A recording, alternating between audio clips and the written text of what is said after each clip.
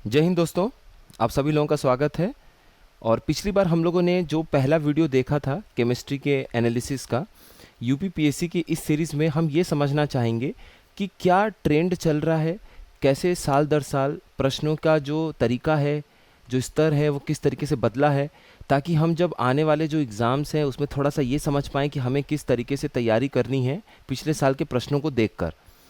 तो पिछली बार हम लोगों ने जो पहला वीडियो था, एक बार आप लोग ज़रूर देख लीजिएगा। जिन्होंने नहीं देखा होगा, केमिस्ट्री से शुरुआत की हुई थी हम लोगों ने। उसमें नाइट्रोजन से जुड़े हुए सवाल देखे थे और एक दो चैप्टर के सवाल हमने और देखे थे, उसमें कार्बन था जैसे। अब हम आज इसमें आगे देखते हुए देखेंगे कि किस तरीके के प्रश्न पिछले साल में पूछे गए हैं और उनके ट्रेंड को समझेंगे। देखिए, ये यूपीपीसीएस मेंस 2002 का सवाल है, जीएस का। क्या सवाल था?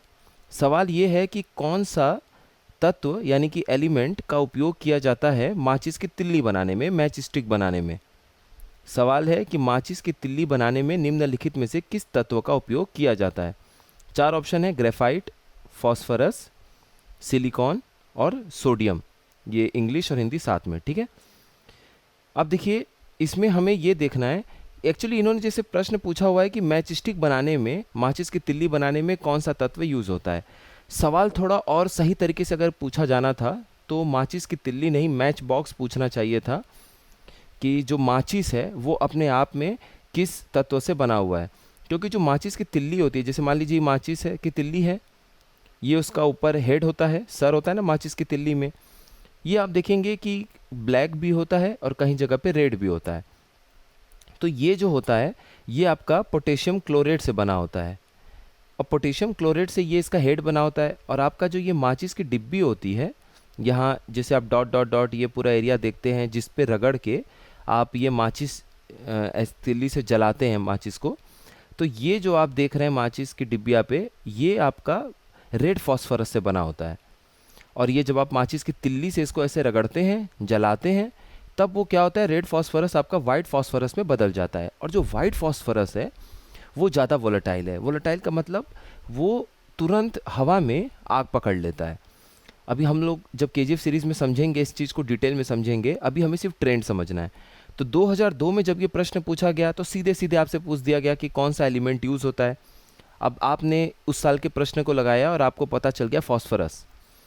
तो जब आपके सामने ये चार ऑप्शन है, ग्रेफाइट, फॉस्फोरस, सिलिकॉन, सोडियम, तो आपके लिए फॉस्फोरस को चुनना आसान था। लेकिन सिर्फ फॉस्फोरस को जान लेने से आपका काम नहीं होगा। मान लीजिए यहाँ पे चार तरह के फॉस्फोरस लिखे होते हैं, रेड, वाइट, येलो, ग्रीन। फिर आपको वहाँ कन्फ्यूजन होता है क्योंकि ऑप्शन जो है वो प्रश्न को इजी या टफ बना देता है। तो यहाँ पर अगर सिर्फ फॉस्फोरस है तो आपके लिए आसान है उसको चुनना। लेकिन मान लीजिए अगर यही होता रेड, वाइट, ग्रीन, येलो, फिर आपके लिए टफ होता।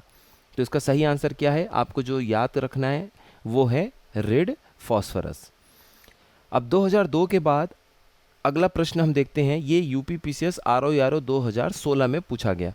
तो यानी कि अगर आपने इससे 15 साल पहले तक का, 13 से 14 साल पहले तक का, जो लोग आरओ में बैठे होंगे 2016 में, वो पिछले 15 साल का यूपीपीएससी का प्रश्न अगर सॉल्व करते हैं तो उनको ये प्रश्न मिला होगा।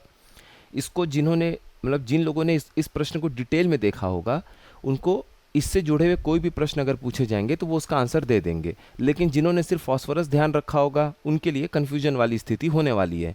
क्योंकि यहाँ आप प्रश्न देखिए, यहाँ प्रश्न चेंज हो गया।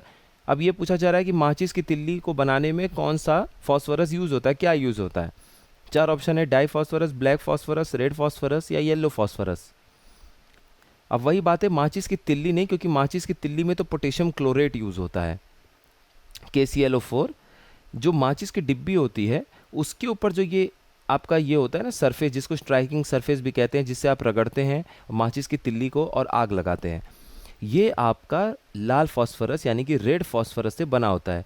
तो अगर आपने 2002 वाले प्रश्नों को ठीक से एनालिसिस किया कि इससे क्या पूछा जा सकता है, अगला सवाल फॉस्फोरस के बारे में पूछ सकते हैं नाम के साथ में, तो 2016 के आरओ में आपका ये प्रश्न सही हो जाता। अब यहाँ से भी देखिए अब क्या तरीका है। अब इस बात का कम चांस है कि आपसे डायरेक्ट सवाल पूछ दिया जाए। अगर आपसे डायरेक्ट सवाल पूछा जाएगा रिपीट करके, तब तो आप बड़े आसानी से कर सकते हैं। तो प्रीवियस ईयर के जो सवाल है वो आपके गलत नहीं होने चाहिए किसी भी हालत में, चाहे यूपीपीसीएस आप दे रहे हो, जुडिशरी दे रहे हो, फॉरेस्ट का एग्ज़ाम दे रहे हो, आरओ दे रहे हो, कोई भी एग्ज़ाम दे रहे हो। अब दूसरा चीज़, या तो एक तरीका था कि ये रिपीट कर दें इस सवाल को, रिपीट करेंगे तो अब आपका गलत नहीं होने वाला है।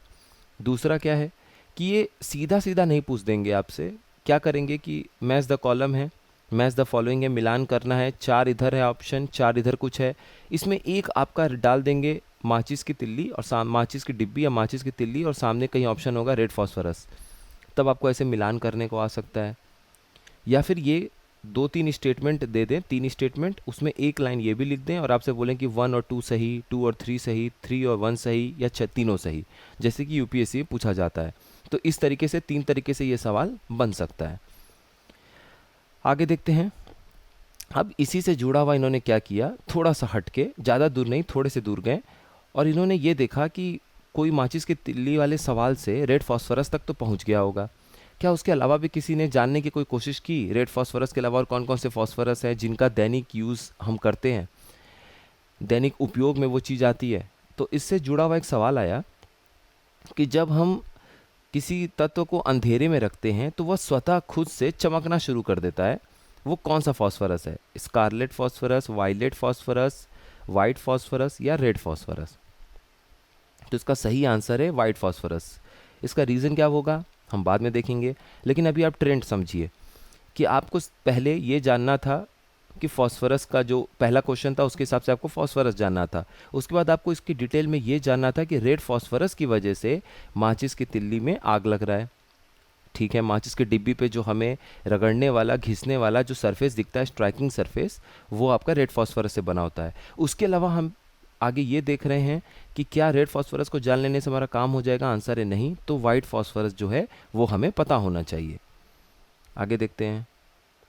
अब हम दूसरे चैप्टर पे आते हैं, मेटल्स और देयर कंपाउंड्स। इनसे बहुत सारे सवाल बनते हैं, लेकिन हम कुछ इंपॉर्टेंट सवाल देखते हैं कि आपसे क्या पूछे जाते हैं और किस तरीके से पूछे जाते हैं। देखिए 2013 का जो ARO पेपर था प्री का, उसमें आपसे ये पूछा गया कि ऐसा केमिकल या ऐसा रसायन जो हमारे खाने वाले सामानों के लिए उसमें आपका समझ लीजिए एक तरीके से प्रिजर्व करने का काम आता है, परिरक्षण करने का काम आता है। ऐसी मतलब खाने योग्य जो वस्तुएं हैं उनके परिरक्षण के लिए, उनकी प्रिजर्वेशन के लिए जो प्रयुक्त रसायन है या फिर जो यूज़ होने वाला केमिकल है वो कौन सा है। 4 ऑप्शन दे दिया गया, sodium chloride, caustic soda, sodium benzoate या फिर सल्फ्यूरिक एसिड। सल्फ्यूरिक एसिड जिसको गंधक का अम्ल भी बोलते हैं, एसिड का मतलब अम्ल है। अब ये क्वेश्चन आ गया आपके सामने। तो अब यहाँ पर आपने सीख लिया कि सोडियम बेंजोएट का उपयोग किया जाता है खाने वाली वस्तुओं को प्रिजर्व करने के लिए या फिर उनके परिरक्षण के लिए, उनको कि खाने वाली जो वस्तुएं हैं वो हमारी ख़राब ना हो, लंबे समय तक सही तरीके से बची रहें, उसके लिए आप सोडियम बेंजोएट का उपयोग करते हैं। अब यहाँ पे सोडियम बेंजोएट के बारे में थोड़ी सी और चीज़ें जान लीजिए आप अपने लेवल पे रिसर्च करके। तो अब इससे जुड़ा हुआ जो क्वेश्चन है वो आप बड़े आसानी से कर सकते हैं, या फिर आपने सिर्फ इस क्वेश्चन को ध्यान रखा हुआ है तो देखिए अब अगला सवाल भी आपका सही हो जाएगा। अब ये सवाल देखिए मिलता जुलता 2015 में रेवेन्यू इंस्पेक्टर के एग्ज़ाम में आया। अब यहाँ पर क्या पूछा जा रहा है कि जो फ्रूट जूस है, जो फलों के रस हैं, उनके संरक्षण के लिए हम कौन से एसिड का या किस चीज़ का उपयोग करते हैं। एसिटिक अम्ल का, फॉर्मिक अम्ल का, फॉर्मिक एसिड का, सल्फ्यूरिक एसिड का या फिर सोडियम बेंजोएट का। अगर आप यहाँ पे पिछले सवाल को 2013 के ARO को सही से कर लेते हैं तो आपको ये पता है कि जब किसी भी खाद्य पदार्थ के लिए बोला गया है तो फल का जूस भी तो खाद्य पदार्थ में ही आ रहा है, आप उस खाने वाली वस्तुएं या पीने वाली वस्तुएं ही तो हैं। तो यहाँ भी आंसर हमारा बदल नहीं जाएगा, यहाँ भी आंसर हमारा क्या हो जाएगा, सोडियम बेंजोएट। अब सवाल उठता है कि क्या यही प्रश्न दोबारा पूछा जाएगा इस तरीके से, तो अब इसका चांस कम है क्योंकि साइंस एक अच्छे लेवल पे पहुंच चुका है एग्ज़ाम में। बहुत कम चांस है, 1 से 2% चांस होगा कि ये सवाल रिपीट हो जाए, दोहरा दिया जाए। दोहरा दिया गया तो लगभग आप सभी लोगों का सही हो जाएगा। लेकिन अब इसका फॉर्मेट हम देखेंगे, जब हम मिसलेनियस वाला सवाल करेंगे, विविध वाला सवाल करेंगे कुछ 1-2 लेक्चर्स के बाद केमिस्ट्री में, तब उसमें हम देखेंगे कि वो आपसे कर क्या रहे हैं। आपको 4 ऑप्शन दे रहे हैं मैच द फॉलोइंग में, मिलान करने वाले में 4 बाईं तरफ 4 दाईं तरफ आपको कुछ ऑप्शन दे रहे हैं और आपको मिलान करना है। उसमें एक आपका ये डाल देते हैं पॉइंट कि ये बेंजोएट है, सोडियम बेंजोएट, और इसका उपयोग किया जाता है फ्रूट जूस या खाद्य पदार्थों के संरक्षण के लिए या उनके प्रिजर्वेशन के लिए। उसके बाद एक आपको यहाँ हार्मोन दे देंगे, बोलेंगे हार्मोन दे दिया, यहाँ पे कुछ नाम लिख दिया, एक आपका ये हो गया, एक विटामिन का नाम दे दिया और एक कोई आपका दवाई में से कुछ दे दिया, एंटीबायोटिक, या पूछ दिया इस तरीके से कि आपका क्या यूज़ होता है इसका। तो 4 अलग अलग छोटे छोटे चैप्टरों से 4 पॉइंट बना के वो एक सवाल तैयार कर देंगे। और ये हम जब विविध वाला सवाल देखेंगे, मिसलेनियस वाला चैप्टर देखेंगे, तो हमें और ज़्यादा क्लियर होगा कि उनके पूछने का तरीका है क्या। तो अब आपका ये जो नॉलेज है इन सब क्वेश्चन से, जो एक सीधा क्वेश्चन के सीधे सीधे आंसर हैं, ये अब आपका यूज़ होगा। इस नॉलेज को अब आपको अप्लाई करना है, लागू करना है दूसरे सवालों में। इसलिए हर इजी और मीडियम सवाल को आपको सॉल्व करते हुए चलना है।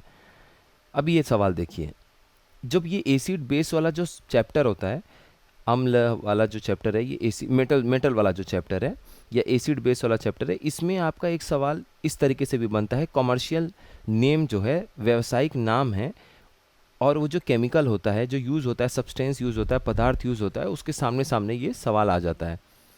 जैसे कि आपसे पूछ दिया कि बेकिंग सोडा किसका कमर्शियल नाम है, तो बेकिंग सोडा जो है वो आपका सोडियम बाइकार्बोनेट के लिए यूज़ होता है। तो सोडियम बाइकार्बोनेट का NaSCO3। अब ये थोड़ा सा इजी क्वेश्चन अब पड़ जाएगा, तो बहुत सारे लोग आप लोग ठीक कर सकते हैं।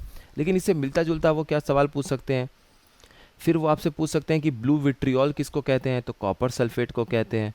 उसी तरीके से वो वाइट विट्रियोल पूछ सकते हैं, उसी तरीके से वो बाकी नाम दे सकते हैं, और उसके सामने सामने पूछ सकते हैं कि इसका फॉर्मूला क्या होगा, या फिर इसका रासायनिक नाम दे दिया और केमिकल नाम पूछ लेंगे। तो यहाँ से इस तरह का सवाल पूछ सकते हैं। देखिए ACF में पूछा गया है, अच्छे लेवल का एग्ज़ाम होता है ये, तो आपसे और जगह भी पूछ सकते हैं। तो ये हमारा लास्ट था। अब हम यहीं से शुरू करेंगे और भी सवालों को देखेंगे, समझेंगे पैटर्न को, और जो डिटेल वीडियो है वो तो हम KGF सीरीज़ के थ्रू देखेंगे ही। तो यहाँ तक आज कंप्लीट रखते हैं, फिर मिलते हैं नेक्स्ट इसी तरह की एक इन्फॉर्मेटिव वीडियो में। आप सभी लोगों का बहुत बहुत धन्यवाद।